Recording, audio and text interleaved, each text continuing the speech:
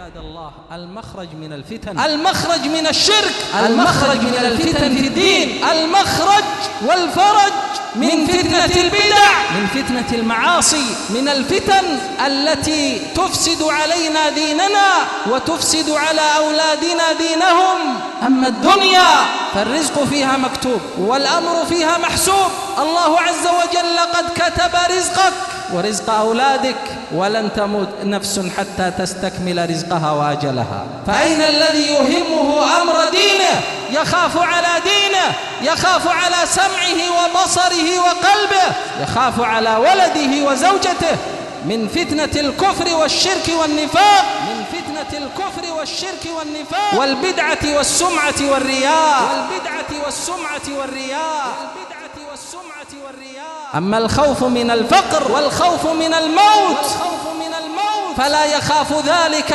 إلا أهل النفاق، وطائفة قد أهمتهم أنفسهم يظنون بالله غير الحق ظن الجاهلية. هؤلاء هم المنافقون، ظنهم في الدنيا وهمهم هي الدنيا، ومبلغ علمهم كيف ينجون وكيف يتخارجون من فتن الدنيا. أما فتنة الدين لا يهمهم، وطائفة قد أهمتهم أنفسهم يظنون بالله غير الحق ظن الجاهلية. قد أهمتهم أنفسهم يظنون بالله غير الحق ظن الجاهلية. طائفة قد أهمتهم أنفسهم يظنون بالله غير الحق ظن الجاهلية.